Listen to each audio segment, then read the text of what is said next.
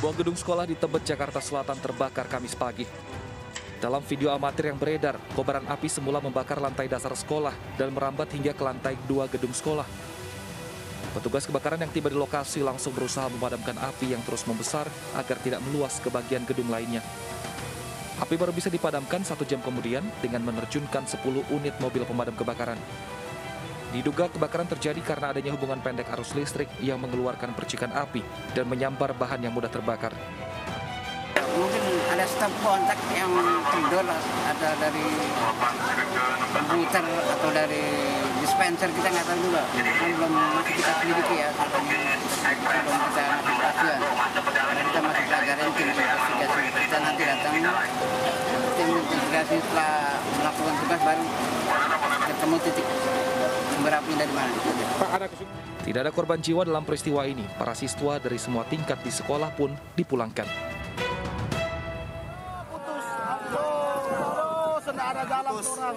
Putus jembatan. Inilah detik-detik ambruknya jembatan Kambio yang menghubungkan Kelurahan Bitung Amurang dan Uwuran Kabupaten Minahasa Selatan, Sulawesi Utara.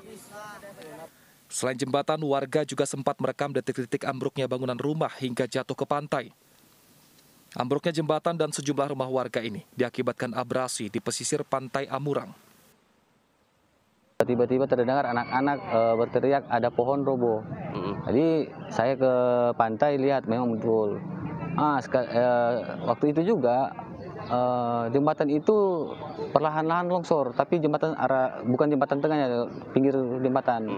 Lama-kelamaan longsor juga di depan kafe. Lama-kelamaan sudah habis jalan itu sudah putus. Oh, jadi dia enggak satu. Belum ada laporan korban jiwa dalam peristiwa ini, sementara pemerintah setempat masih mendata jumlah kerugian akibat bencana alam yang terjadi. Dari Minahasa Selatan, Sulawesi Utara, Jeffrey Langi, iNews melaporkan.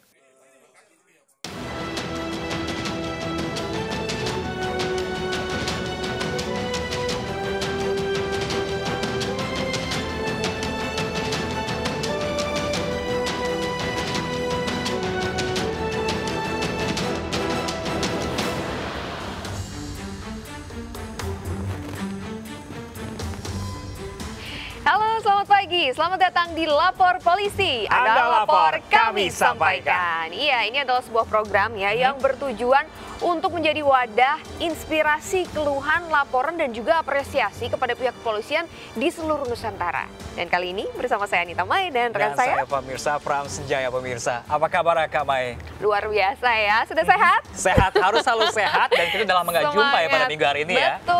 Nah pemirsa, ini selama 1 jam ke depan pemirsa, kami juga akan membahas sejumlah topik hukum dan kriminal yang menjadi topik hangat pembicaraan masyarakat di sekitar kita dan juga di media sosial pemirsa. Kami juga membuka laporan pengaduan masyarakat yang bisa diakses kapanpun oleh Anda untuk kami melalui sejumlah channel kami pemirsa, yaitu di Instagram resmi kami di @laporpolisi_inews dan @official_inews_tv. Iya, dan Anda juga bisa menghubungi kami melalui email laporpolisi.inews@gmail.com dan jangan lupa juga menggunakan hashtag Lapor Polisi pastinya. Dan pemirsa, kita awal informasi pertama hari ini pemirsa dari seorang pria tua yang ditemukan tewas bersimbah darah di sebuah gubuk yang terletak di tengah kebun di Purwakarta, Jawa Barat. Iya betul sekali ya, dan diduga pria tersebut ini merupakan korban pembunuhan karena ditemukannya sejumlah peralatan berkebun yang hilang.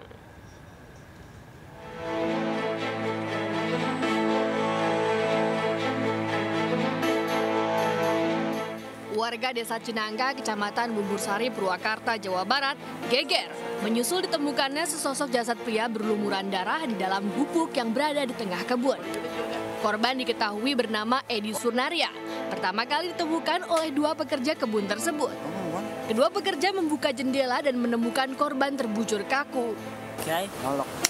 Biasanya gitu abang nggak ada pagi-pagi di depan, biasanya suka pada nongkrong di tempat bangku tadi. Coba mau lihat barang-barang yang retak-retak itu pada rusak. Di posisi itu ya gembok, pas manggil-manggil kayaknya apa ya keluar. Terus gudang juga nggak ada apa-apa, di gudang kosong. Buka ini, bongkar ini saja, lihat apanya. Kaget, langsung lari, tinggalin apanya semuanya. Pihak kepolisian yang menerima laporan pun langsung melakukan olah TKP serta meminta keterangan dari sejumlah saksi. Dari Purwakarta, Jawa Barat, Irwan, iNews melaporkan. Nah, kita beralih ke informasi lainnya pemirsa. Ini polisi menggelar rekonstruksi kasus pembunuhan yang jasadnya ditemukan di saluran air di Jalan Pidada, Denpasar, Bali. Iya, dan dalam rekonstruksi terungkap fakta bahwa para pelaku ini berusaha menghilangkan jejak dengan membuang jasad korban ini di selokan. Nah, ini miris sekali pemirsa. Dalam kasus ini, polisi telah menetapkan 3 orang tersangka, sementara 1 tersangka masih buron. Ya.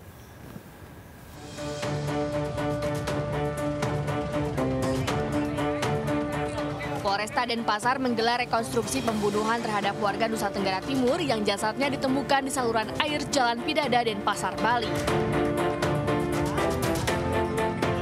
Polisi menghadirkan 2 pelaku pembunuhan. Mereka adalah PLK 19 tahun dan MUR 21 tahun. Sementara tersangka DL yang masih buron diperagakan oleh petugas.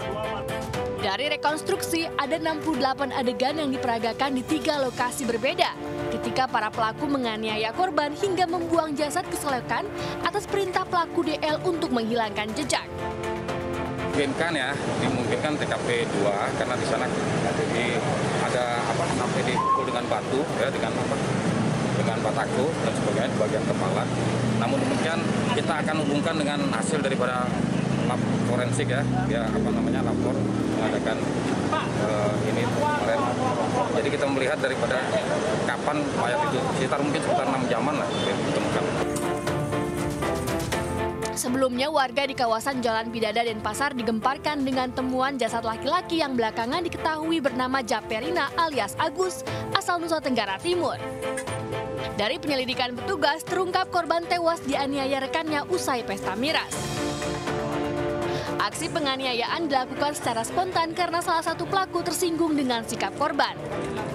Para pelaku kemudian membawa korban ke Jalan Pidada dan meletakkan tubuh korban di solokan seakan korban mengalami kecelakaan lalu lintas. Polisi telah menetapkan 3 tersangka, sementara 1 tersangka masih buron. Para pelaku dijerat dengan pasal 338 dengan ancaman maksimal 15 tahun penjara. Dari Denpasar, Indra Ari, iNews melaporkan. Kita beralih ke informasi lainnya. Akibat diterjang arus banjir, jembatan penghubung antar desa di Pacitan, Jawa Timur ini terputus. Nah, pemirsa, ini rusaknya jembatan ini menyebabkan aktivitas perekonomian masyarakat sekitar sangat terganggu.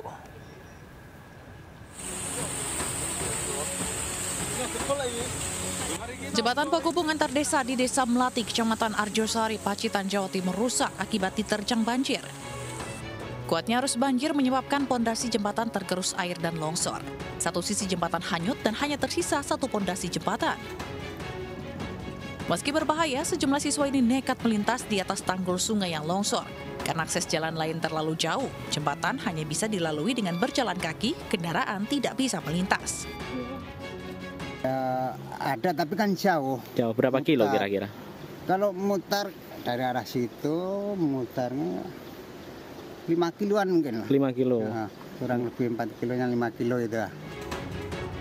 Sebelumnya jembatan selebar 4 meter ini menghubungkan 3 desa, yakni Desa Melati, Desa Sedayu, dan Desa Tinatar dengan kota kecamatan Arjosari. Akibat terputusnya jembatan ini, warga kesulitan ke kota kecamatan.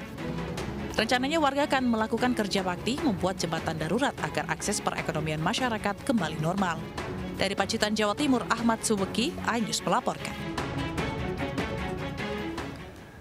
Ya, kita ke informasi lainnya pemirsa. Ratusan massa menggeruduk gedung Kejaksaan Agung menuntut berkas perkara kasus dugaan pemalsuan data dan juga pencucian uang untuk segera disidangkan. Nah, ini mereka ini menuntut pemirsa berkas perkara kasus dugaan tindak pidana pemalsuan dan pencucian uang ini dengan terdakwa Alvin Lim segera dikembalikan ke jaksa penuntut umum.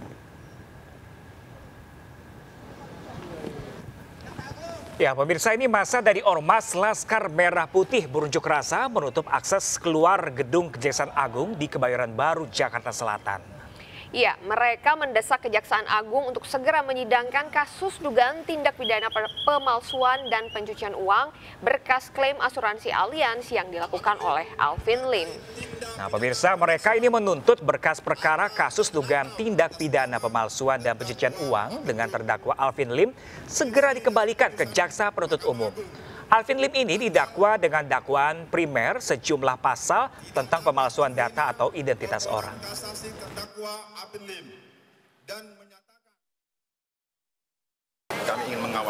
Kami ingin mengawal kasus terdakwa Alvin Lim sampai dia dituntut dan ditahan serta dipenjara sesuai dengan hukum berlaku di Indonesia.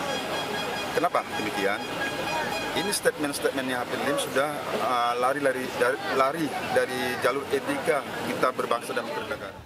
Pemirsa, di Treskrimsus Polda Banten membongkar praktik prostitusi online berkedok panti pijat. Ya, pelaku menggunakan modus penjualan jasa melalui aplikasi media sosial. Informasi lengkapnya kami hadirkan. Usai jeda, tetap bersama kami di Lapor Polisi. Anda lapor, kami sampaikan.